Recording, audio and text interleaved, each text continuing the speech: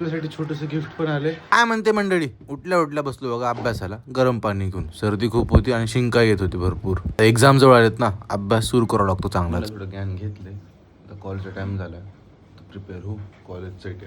बरं आपण हे रेडी झालं मस्त पैकी, दिवस निघाला, टाइम मील पण रेडी आहे आणि हमेशा आपली मील एक नंबर लागते. आपण कॉलेजला पोहोचलो होतो. आता भेटतो तुम्हाला काही तासानंतर. संपलेले आहेत आपले कॉलेजचे. आता निघू रूम कडे. काय दिसतंय का नाही.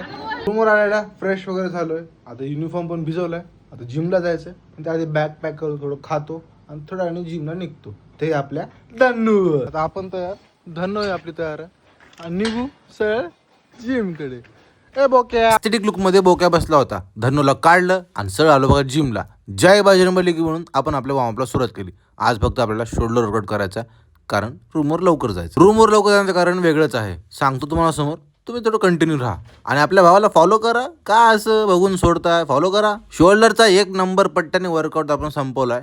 आता आपल्याला जायची तू रूम कडे बारी. सगळं बॅग पॅक केले, पंपही चांगला होता शोल्डरचा. आता निघतो आणि तुम्हाला भेटतो रूमवर. पण त्याआधी आम्हाला भेटली आमची जिजासोबत थोडी मस्ती केली आणि आपलं पार्सल रेडी होतं. आपण आता आलो रूमवर आणि आपल्यासाठी छोटस गिफ्ट पण आले. ते आपल्या काय छोट्याशा बहिणीकडून.